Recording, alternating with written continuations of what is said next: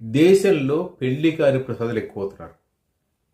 ఇది కేవలం తెలంగాణ ఆంధ్ర పరిమితం కాదు, అక్రాస్ ది నేషన్ ఇదే పరిస్థితి. నాట్ ఓన్లీ నేషన్, మరి పొరుగునే ఉన్న చైనాలో కూడా ఇదే పరిస్థితి.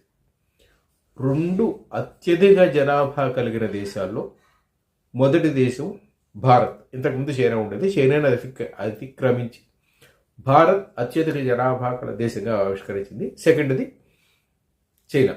చైనాలో కూడా మాకు పెళ్ళిళ్ళు వద్దు మొర్రో ఉంటున్నారు యువకులు. మేము పొరపాటు యువకులు యువత కూడా.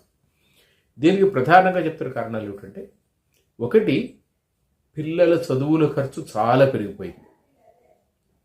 వాళ్ళ హెల్త్ కేర్ అది భరించలేని స్టేజ్లో ఉంది.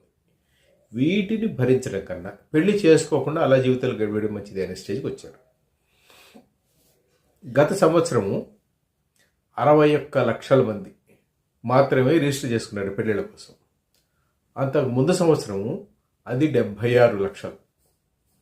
76 లక్షల నుంచి 21 లక్షలు పడిపోయింది, 15 లక్షలు తగ్గింది. దాదాపు 20% పడిపోయింది అనేది అధికారులు చెప్తున్న లెక్క. కరోనా టైంలో కూడా ఇంత పడలేదు. కరోనా టైంలో కూడా 12.3%, 12.4% పడిపోయింది అంతే.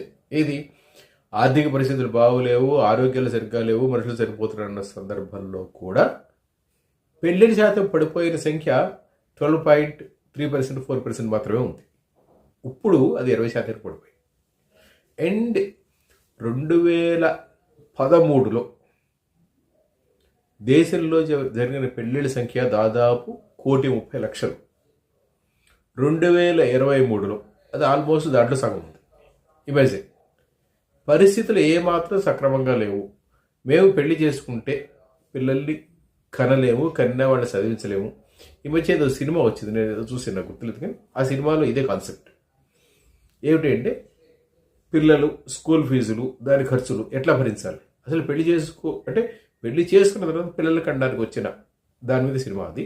That is something different. But the nakedness of the picture is worry. ఎంత భయపెడుతోంది అంటే, మొన్న ఎవరో ఒక మిత్రుడు ఫోన్ చేసి అడిగాడు, సరే ఒక డాక్టర్ గారు ఉన్నారు, ఆల్మోస్ట్ 42 ఏళ్ళు, ఆయనకి పిల్ల కావాలి, మీకు తెలిసిన వాళ్ళు ఎవరుంటే చెప్పండి అని. ఏదో కమ్యూనిటీ వాళ్ళు. అదేమిటి 42 అవలేదు సార్, ఏం చేయమంటారు వాళ్ళు. That is the situation. అంటే డాక్టర్గా ఆయన సంపాదన ఖచ్చితంగా బాగానే ఉండొచ్చు చాలా వాళ్ళతో కంపేర్ చేసుకుంటే, కానీ ఆ సంపాదన కూడా సరిపోదు అనే పరిస్థితిలో ఇబ్బందులు తలెత్తుతాయి చాలా చోట్ల.